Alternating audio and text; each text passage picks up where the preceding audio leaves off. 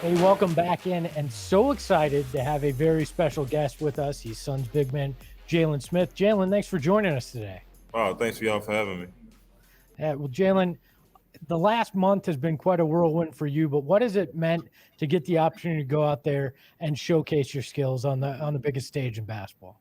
It meant a lot. Obviously, in the times we're in with COVID, it hits unexpectedly, and you never know what's going to happen. So pretty much, just got to have that next man up mentality, and just try to continue and keep up that positive production like the guys before you had. So that's what was my main focus, just coming in and trying to help my team win as best as I could. Full disclosure, Jalen, I don't know shit. And I just want to let you know that EJ and I share the same vision for you, but I want to hear it from you. People talk about 4 or the 5 and blah, blah, blah. He thinks that for the longevity of your career, you should be a 4, but obviously you feel more comfortable at the 5. And even Monty has said that he thinks you're more comfortable at the 5. How do you balance what's right for you versus what's right for the team and maneuver through the season thinking about both?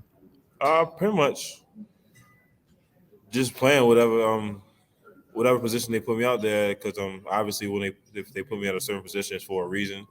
Might be for a defensive matchup, might be for an offensive opportunity. So pretty much just going out there and just trying to make the best of it. And obviously in this league, the more positions you can learn, the better opportunities you get to play on the court. And to me, I like learning the 4 and 5. It's tough in the NBA, but I mean, it's something I'm up to do. And, just it's all about the learning aspect and just getting the experience for it. Gerald's got a follow-up question. That makes sense. I want. Well, I was just curious. What you talk about learning both positions. What is it about the 5 that you're probably a little more comfortable there, and what is it about the 4 that is more of a learning process or a challenge? About the 5, I pretty much say I've been playing it my whole life.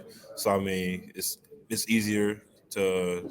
I mean, it's like an old trick, If you keep learning and you keep doing it, you get real accustomed to it, and just being able to understand, like, as a 5, most bigs are heavy set, and I'm a lot slimmer, so I'm easier able to move around and do a lot more things than most of them can. But obviously, with the 4 in the NBA, it's a lot about spacing and a lot about just trying to find opportunity for yourself and open opportunities for your team. So, and that's just something I just got to learn, and being out on the wing and on the perimeter, just trying to find that opportunity. I'm a big nickname guy, and we all know you go by Sticks, but we were looking at your basketball reference page, and it has Logs listed as one of your nicknames. Is that a real nickname you've had, and where did that one come from? It's not a real nickname. It was like a joke Coach Turgeon made for me going into my sophomore year. I put on a lot of weight, and I gained a lot of muscle, and you could see it. And he just said, "Oh, we might as well start calling you Sticks and start calling you Logs now." And everybody just started joking around with it, but it never stuck. Do you want it to stick? Do we need to make it a thing here in Phoenix, or should we just leave it in college? Nah, just leave it in college. It ain't gonna really stick much.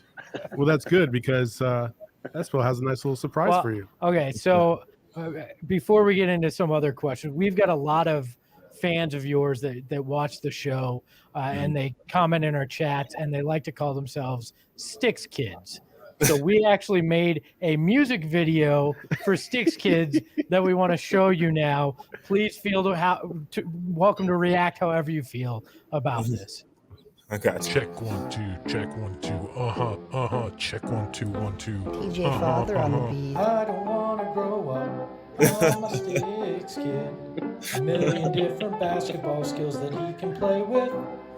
From dunks to blocks to long-range shots. He's the greatest big man there is. I don't want to grow up, because maybe if I did, I wouldn't be a Sticks kid. Oh my God. So is that the worst song that's ever been written or sung about you, Jalen? No. I liked it a lot, I never had a song made for me, so that was the first. Yeah, well, congratulations. I apologize. I was the one that sung it, but I'm glad you enjoyed it. Thus, the off-key notes. Nah, it's all good. I loved it. I appreciate Sticks, it. I mean, real talk though. Like, we just talked about the 4 and the 5. Like, How do you feel about that whole conversation? Like, how do you feel about your role? I know you identify more as a 5, but can you see yourself at the 4 for a long period of time? And what would it take for you to play that position and be more comfortable at the 4 versus the 5? Oh yeah, I definitely can see myself at the 4 long term. I mean, that's just something I want to work towards, and just being able to be on that perimeter and just have that versatility for the offense and the defensive side of the ball, and just trying to find that niche. And I feel as though to be able to do that, I just gotta keep becoming more comfortable with it, like how I became comfortable with the 5. Once I just continue to keep doing it and continue to keep pounding away at it, I feel as though the sky's the limit for me. Listen, Jalen, if you throw that ball down to DeAndre and he kicks it back out, you let it fly. You don't look, you don't second guess it, you just shoot it. That's the Saul Bookman basketball strategy and hosting strategy. Again, so. I don't really know shit, but there you go. I hear that. Look, I wanted to ask, obviously the trade deadline's coming up, and around this time of year, there are rumors flying about everybody on every team. How do you kind of approach the trade deadline, and what's your mentality as far as, do you pay attention to trade rumors? Do you just kind of block it out? How do you approach it? Pretty much just not to pay attention to it. I feel as though that if you pay attention to it, then you start to feed into it, and it starts to affect you mentally, and then you feel as though you're not out of it, you're not in it. And I just try to stay away from it as best as I can, and just continue to keep doing what I can do and controlling what I can control. So, I mean, at the end of the day, that's all outside noise, and nothing happens until it actually happens. So every day I just come in and do my job and try to get better each and every day.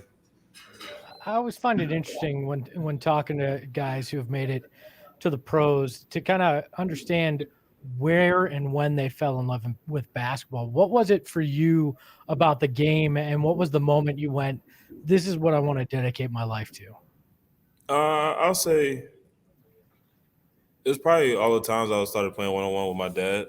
I never really won him, and just that love and that desire to beat him is what it increased until overall, like, oh yeah, this is something I want to do, because pretty much the main goal was to beat my father. But at the end of the day, that goal just passed, and then I just wanted to be the best player I could be. So, and it just grew after that.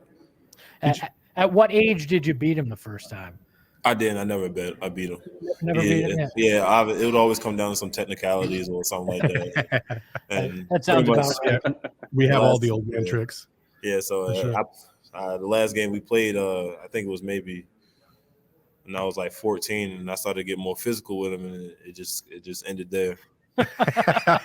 Well, I mean, let's go back to that question. Was there a moment maybe in high school or in college? I feel like every pro has that one moment where you're like, damn, I'm pretty good. Like because I just did this and I didn't think I could do that or whatever. Like, was there a moment in your young career that you can kind of point back to and like that's when everything kind of changed?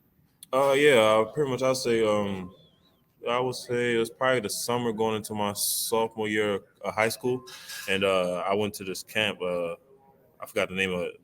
It was like Elite 100. I think that's what it was. And I was pretty much there with everybody in, I think I want to say the 2017 or 18 draft class. It was like Marvin Bagley, Jaren Jackson, Mo Bamba, and all of them.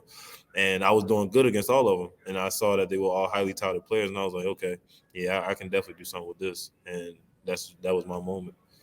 Nice. How'd that poster dunk the other night feel? What'd you say? The poster dunk the other night that you had, how'd that one feel? I mean, I feel like that was a moment you probably felt like, yeah, that's pretty good too. Oh yeah, that was an amazing moment. I mean, Chris told me that whenever I got my first technical for doing something aggressive, like in a dunk or like that, he would pay for it. So, I mean, at the end of the day, I wasn't worried about it after that. Hey, you got Chris's money's worth, that's for sure. I definitely did. Oh, that's awesome. Would you consider that probably the best highlight of your basketball career so far? Yeah, I was on the pro level, I would probably say, So I mean, any highlight in the NBA is going to be the highlight of your career so far. So that's my first one. What's the best dunk you've ever had on somebody? Like, how many times did you serve dudes up at Maryland? A lot. I had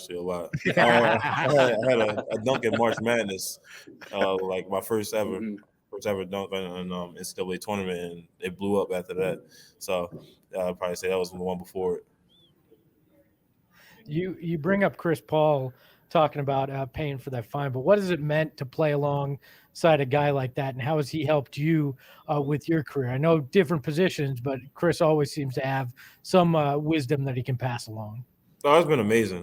Pretty much every day, every game, sitting on the bench, coming into the game, walking out to the arena. Chris is always talking to me and feeding me some type of information, rather if it's like a little tad bit of like footwork or how to read a defense. It's just always something. And pretty much everything he tells me, I take it in, good or bad. If I don't feel like it or if I'm out of it any day, I still take it in because obviously Chris is a Hall of Famer, and then I want to have the career that he had or better. So pretty much just got to continue to keep listening to him and just feeding off everything he tells me and try to find a way to incorporate it into my game. All right. Well, Jalen, we really appreciate your time, man. It's been a pleasure watching you over the last month. We wish you nothing but the best of luck the rest of the season. And I'm sorry I sang. I really am. Thank you so much, Jalen. Appreciate you. Thanks, man. Thanks, Jalen. Appreciate it.